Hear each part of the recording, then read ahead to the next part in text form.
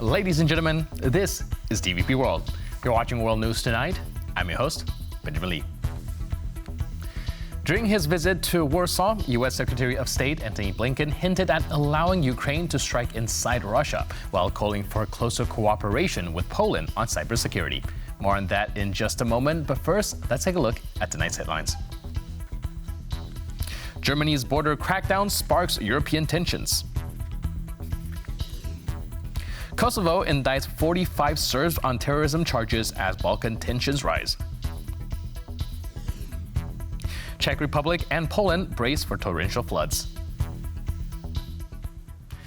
During his visit to Warsaw today, U.S. Secretary of State Antony Blinken hinted at the possibility of allowing Ukraine to target sites within Russia, but did not provide a definitive confirmation. He also emphasized the importance of deeper cooperation with Poland, particularly in areas of cybersecurity and countering Russian hybrid threats. While Secretary Blinken didn't say it outright, the writing is on the wall when it comes to Washington's approval of Ukrainian strikes on Russian territory. As we go forward, we will do exactly what we have already done, which is we will adjust, we'll adapt as necessary, including with regard to the means that are at Ukraine's disposal to effectively defend against the Russian aggression. While there is no official confirmation just yet, pressure on the US keeps growing, both from Kyiv and Warsaw. During his visit to the Polish capital, Secretary Blinken discussed this topic also with Polish Prime Minister Donald Tusk and President Andrzej Duda. The recent reports on Russia using long-range Iranian drones have also placed the entire situation into a different perspective. Apart from the use of long-range US missiles by Ukraine, Poland also wants the approval of NATO allies to shoot down stray Russian drones and missiles. Warsaw wants to take these down while they are still in Ukrainian airspace. Foreign Minister Radosław Sikorski believes it's a matter of European security. Remember that there are nuclear power stations on the territory of Ukraine. If the Russians lose control of one of these things and one of those power stations get damaged, you will all be asking us why we hadn't done anything about it before. All of Europe might have a problem. NATO, however, has so far refused to agree to such a solution. As US State Secretary Antony Blinken is leaving Warsaw, we are left with a strong reiteration of the close partnership between Poland and the United States. We are also left with a rather strong hint at what could be next for Ukraine and the way it defends itself. From Warsaw, TVP World, Kazimierz Łysiak. Another Russian war crime was committed today as Moscow targeted humanitarian vehicles of the International Committee of the Red Cross in Donetsk. We go live to our key correspondent, Oz Katerji, for the latest updates. Oz, what do we know so far about the attack? So we know from President Zelensky's statement released earlier today that 3 Ukrainian ICRC staff were killed in this attack and 2 others seriously wounded when an artillery shell hit one of the ICRC lorries delivering aid near the Donetsk village of Vyrolyubivka in the east of Ukraine. So another terrible day. The ICRC have published a statement condemning the attack, but they have not named the perpetrator, and that is one thing that has also caused some stir here in Ukraine. They feel the ICRC and international NGOs like it should really be naming the perpetrator, given it's clear that Russia was the one who shelled this particular convoy. So again, a lot of anger here today at the Ukrainian dead, Ukrainian staff who've been killed doing their humanitarian duty, which, as you said, is a war crime. Now, elsewhere in Kursk, in the Russian, Ukrainian occupied regions, President Zelensky confirmed that the Russians have begun a counteroffensive there. Started yesterday. We do believe that the Russians have retaken at least 10 settlements in the Kursk region, with heavy fighting continued to be ongoing. Now, Zelensky's remarks were brief, but he did say that the counteroffensive was expected and going according to the Ukrainian plan. So not much more that we can tell you beyond what we're hearing from sources on the ground there, Russian and Ukrainian military bloggers. But there is heavy fighting ongoing in the Kursk region. Back to you in the studio, Benjamin. Thank you so much, Oz, and please do stay safe out there. Thanks for the update. Appreciate it. Germany's decision to strengthen border control is causing tension with neighboring countries. However, some right-wing politicians in Europe are expressing support for the move.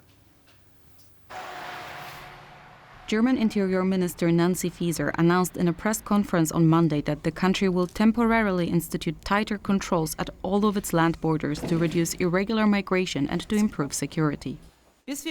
Until we achieve strong protection of the EU's external borders with the new common European asylum system, we need to strengthen controls at our national borders. The decision has caused quite a stir among Germany's neighbors.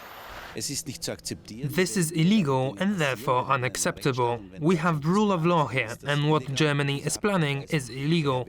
We will not take anyone back. For us, this is non-negotiable.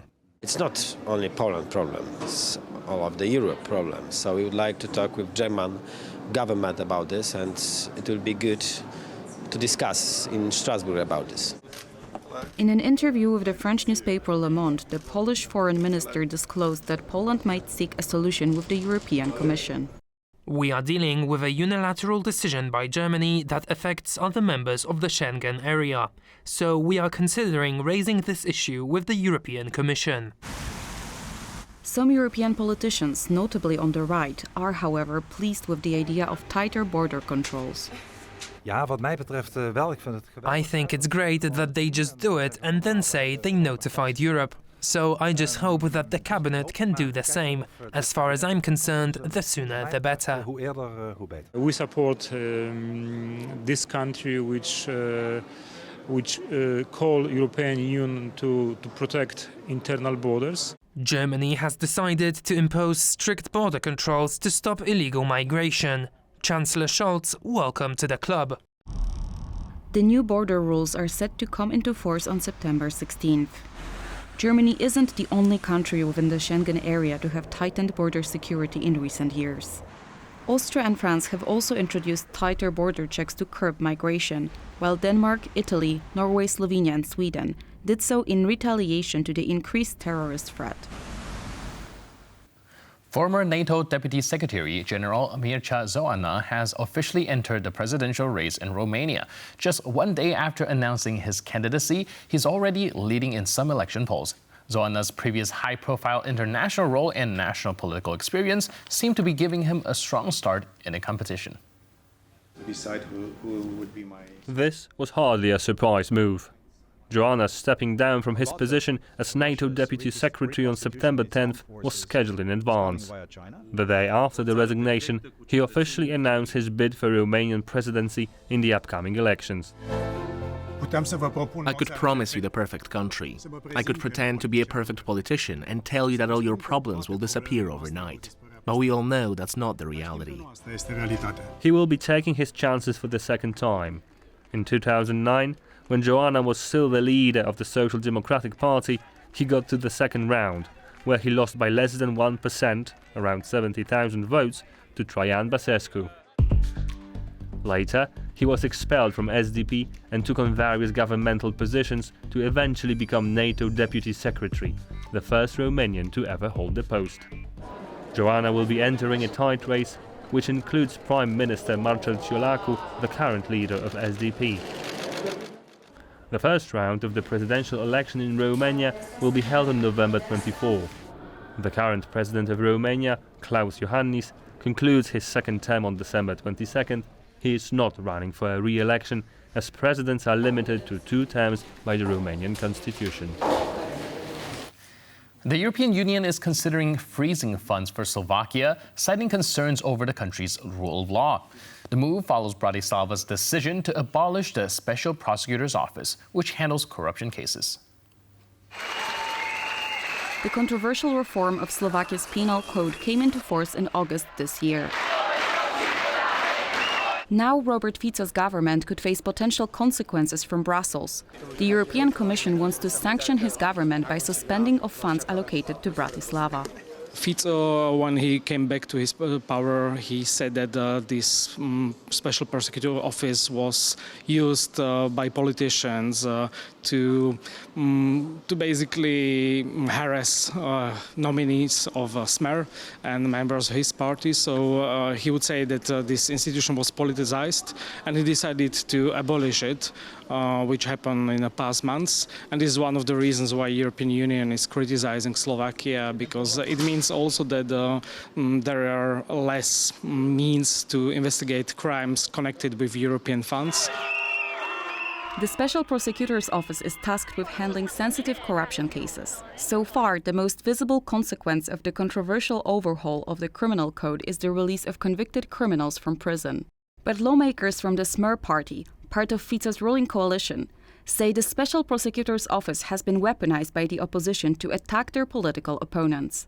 We understand that there are certain topics and issues where they feel concerned, but I can assure you that we are open to discussion with them about these topics, and as far as we understand from the points they've raised, they are basically based on false information, maybe even disinformation, that they have been hand-fed by our progressive opposition and liberal media, which is simply not true. The recent ruling by Slovakian authorities regarding the Special Prosecutor's Office is the latest move by Bratislava to dismantle the rule of law in Slovakia, and is a decision that's raising further concerns in European institutions. Facing criticism for several changes that the Fico's government made in the past months, not just about the justice system, but for example about the public media, where they replaced the head of the public media.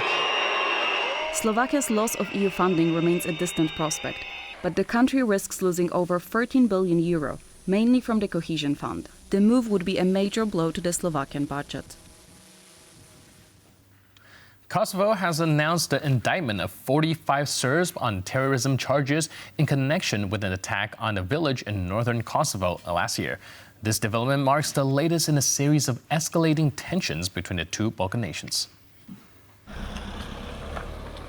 In late September last year, a group of armed Serbs entered northern Kosovo from Serbia in armored vehicles and barricaded themselves in a Serbian Orthodox monastery. The ensuing shootout left 4 people dead, 3 of the gunmen and 1 police officer. The news of the indictment broke Wednesday. The same day, TVP World hosted the president of Kosovo for an exclusive interview. Here's what Mircea had to say about the tensions between the countries. Because it's not like both Kosovo and Serbia are contributing to tensions. There's one country, that is Serbia, and then there's Kosovo and other countries in the region that are constantly victims of acts of aggression by Serbia. Following the interview, the Serbian ambassador to Poland reached out to TVP World with a statement detailing Serbia's perspective on the conflict. The Serbian nation, in this part of our common place on the continent, is living in a ghetto, reminiscent not only of the apartheid system that was in place up to the 1990s in some African states, but also during World War II. Serbia does not recognize Kosovo as a sovereign state, calling it the autonomous province of Kosovo and Metohija, following Kosovo's declaration of independence back in 2008. We spoke to a researcher from the European Policy Center, a non-governmental, non-profit, independent think tank based in Belgrade. If there is no dialogue, then there is a high possibility of tensions and even armed conflict. Despite the complicated nature of their relationship, both Serbia and Kosovo aim to receive a full membership status from the European Union. 5 of the bloc's member states still do not recognize Kosovo as an independent country. Of course, normalization of relations between Kosovo and Serbia is deemed as one of the criteria to move towards the European Union and ultimately get full membership. But in recent years, the promise of membership was fading, and it was not enough to make sides really commit themselves. Both countries have a long way to go before they become full-fledged members of the European Union. Meanwhile, the bloc continues to carefully monitor developments in the 2 West Balkan states. The Czech Republic is preparing for a surge of torrential rain, with authorities in some towns already building sandbag dams. The threat of severe weather has also raised concern in southern Poland, where city management teams have been mobilized in several regions. Experts warned that the flood could reach levels similar to those experienced in 1997 and 2002. Central Europe can be sure of one thing: extreme rainfall throughout the weekend.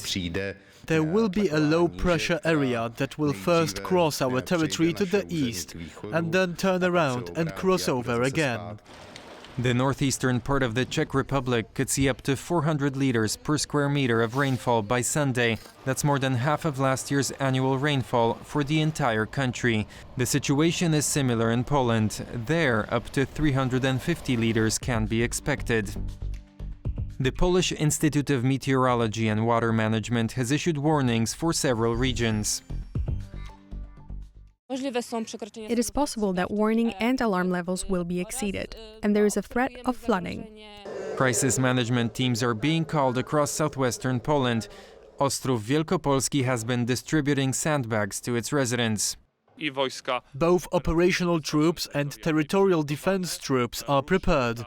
They have been moved there where they are needed. In 1997, a massive wave of water passed through southwestern Poland. Hundreds of thousands of households were damaged. Today, the authorities say the country is much better prepared. We are capable of stopping flood waves using existing retention reservoirs. Of course, this is on the basis of the information we currently have. Record low water levels in Poland's largest rivers work in favor of a better scenario, but dry soil does not. This prolonged drought of the past months and the current heavy rainfall are unfortunately not a good combination, because this over-dried soil acts a bit like concrete. That is, instead of soaking in, it runs off. Extreme weather has been affecting Central Europe more and more often recently. Resilience to such events will be something authorities will have to pay more attention to. Beginning in early 2025, visitors to the UK from the EU and the United States who do not require a visa to enter the country will need to obtain a travel permit costing £10. This change is part of the UK government's plan to digitalize British borders at airports by 2025. TVP World's London correspondent Claudia Chivinska has more details on the story. Claudia, what will these changes in travel entail?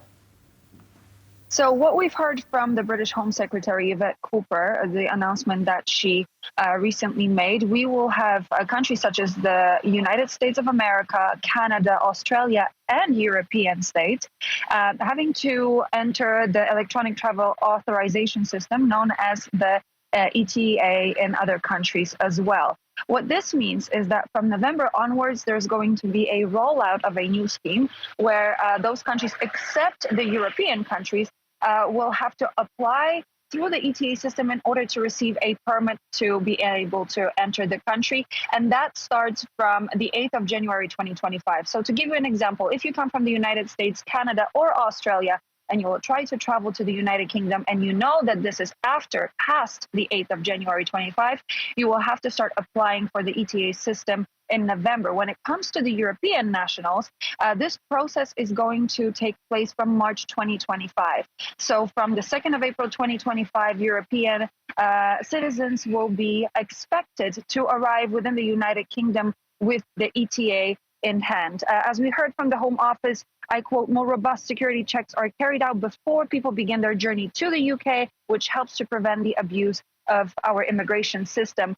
This ETA will allow the holders to enter the United Kingdom an unlimited number of times for 6 months at a time over the period of 2 years, or until those passports that hold the ETA expire. In order to be able to apply, there will have to be a payment made of around £10, a valid biometric passport, an address of stay, an email address, and debit or credit card details will be required.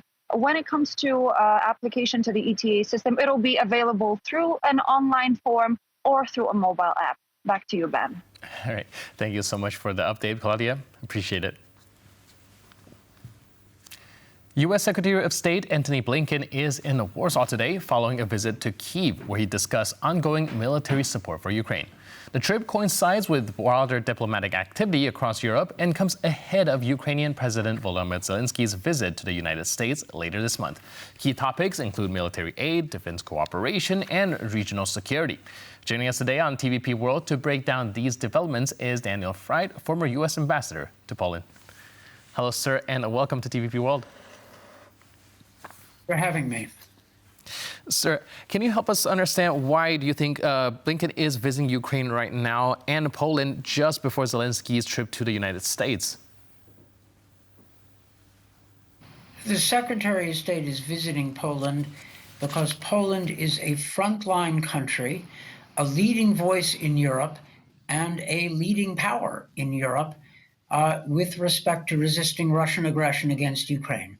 Secretary Blinken went with his British counterpart to Kyiv to both show the Ukrainians that we stand with them and support them, and to discuss current developments in the war and the nature of U.S. assistance. And this was an important trip. There's been a flurry of visits by European leaders around Ukraine. Do you think that's a sign of some serious peace talk that might materialize? I see no evidence that Russia is interested in peace talks on anything but its own maximalist terms. Russia would be happy to discuss terms of Ukraine's surrender, but that is not what we're interested in. There's nothing wrong with negotiations, but there's something wrong with dumb negotiations, and it would be dumb to start negotiations with Russia based on their position. I think that the activity around Ukraine has to do with developments in the war, the Ukrainian offensive into Kursk Oblast, Russian attacks on Ukrainian energy infrastructure, which are serious, and the ongoing discussion in the United States and among allies as to what, if any, restrictions should be placed on Ukraine's use of weapons to defend itself. All right. So when it comes to the timing, do you think that this sense of urgency in these diplomatic moves is also due to the potential for a change in U.S. administration? Well, there was, for Polish listeners who follow U.S. politics and who watch the debate between Vice President Harris and former President Trump, a rather strong difference between the two candidates. Vice President Harris took the position that support for Ukraine is in the U.S. national interest. She was channeling, if I may say so, her inner Harry Truman with a little bit of Ronald Reagan. What Trump was doing, I cannot really say, except he would not commit to supporting a Ukrainian victory. He said repeatedly that he wants peace between Ukraine and Russia. Well, peace is a good thing, but not if it is on Russia's terms. That is not the advice that, say, we should have given Great Britain in 1940 to seek peace with Hitler. So I think that there is a great deal of concern in Ukraine and in Europe about the outcome of the U.S. elections. And I think it is important to put Ukraine in the strongest possible position before those elections. Right, and speaking of the United States, we do know that Zelensky will be visiting the U.S. soon. With all this you just mentioned on the horizon, what do you think the president's approach is going to be? Well, I think that Zelensky will ask for a maximum amount of U.S. support, and I think it would be wise for either him or certainly members of his delegation to seek out meetings with Republicans. It's a standard practice for foreign delegations to look at the American opposition as well as the American government, and I think this is not a bad idea. All right. We're also looking at some of the announcements made by Blinken. He's made some sort of vague hints at possibly allowing Ukraine to use these long-range weapons to hit inside Russia. Do you think we can expect that to materialize during Zelensky's visit in the States? Now, that is a very good and timely question. Secretary Blinken certainly did make hints in that direction. But as far as I know, no U.S. administration decision has been made. My sense of it is that the administration is still debating this issue. And for what it's worth, my own view is that we should stop being public about our restrictions on Ukraine. The only restriction that we should declare is that Ukraine is bound by the laws of war. After that, Ukraine's use of its own weapons should, of course, be something we are discussing with Ukraine all the time to see what makes the most sense. But the idea that we would draw a line and say this weapon, but thus far, but no farther, makes little sense. Right, that's essentially giving all our strategic maneuvers away to the Russians. Well, we should not be putting down red lines or conditions for Ukraine. They are bound by the laws of war. After that, it's perfectly reasonable for the United States to have serious discussions with Ukraine about what use of weapons makes the most sense. But it's a tactical mistake as well as a strategic one for the United States to start talking about this publicly. Right, and speaking of the situation between Ukraine and Russia, this offensive in Kursk has dented Russia's war narratives. Do you think that might soften up the U.S.'s side a little bit when it comes to restricting Ukraine, as some of these previously considered red line have already been crossed, and, well, it didn't really escalate into something that the States has been worried about? I think that fears of Russian escalation have usually been exaggerated. That is not to say that such fears have no basis or that there is zero risk, but the risk of Russian escalation is limited. The Russians are already acting against NATO countries. They're engaged in cyber attacks and physical sabotage. There are other areas in which the Russians could escalate and damage U.S. interests, but we should not be paralyzed by that. It is important to help Ukraine win the war, to prevail. In his press conference today with Secretary Blinken, Foreign Minister Radek Sikorski was spot on, absolutely right, when he said that Russia could lose. They lost the Crimean War, they lost World War I to Germany, they lost the Afghan War. And after each loss, there was domestic upheaval and sometimes reform inside Russia. So Russia is not unbeatable. And quite frankly, our problems get better the better Ukraine is doing in this war. And we ought to be helping them.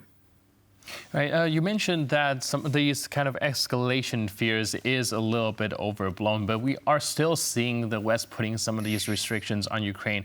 What are some of the reasons why Ukraine is still being held back? Well, as I said, some of this might have to do with fears of escalation. And some of it may have to do with the sense that this or that use of a U.S. weapon is not the best use of that weapon. Now, that's a discussion that should happen in private. And I think the public discussion of limitations imposed by the U.S. on Ukraine has no good purpose. It simply gives the Russians an opportunity to try to manipulate us.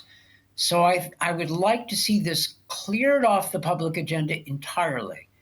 I would like, if I had a magic wand loaded with a wish, I would say that the United States should impose only one condition on Ukraine for the use of the weapons, that the use of that weapons be consistent with the laws of war. After that, things should be discussed in private between Ukraine and the United States, and with the full knowledge that Ukraine ultimately is responsible for the decisions. Right. Thank you so much for your input and insight. Really appreciate it. Thanks for being with us on TVP World. My pleasure. Thanks for having me. Thank you. And thank you for watching this edition of World News Tonight. But for more news, update, and commentary, please stay tuned to TVP World.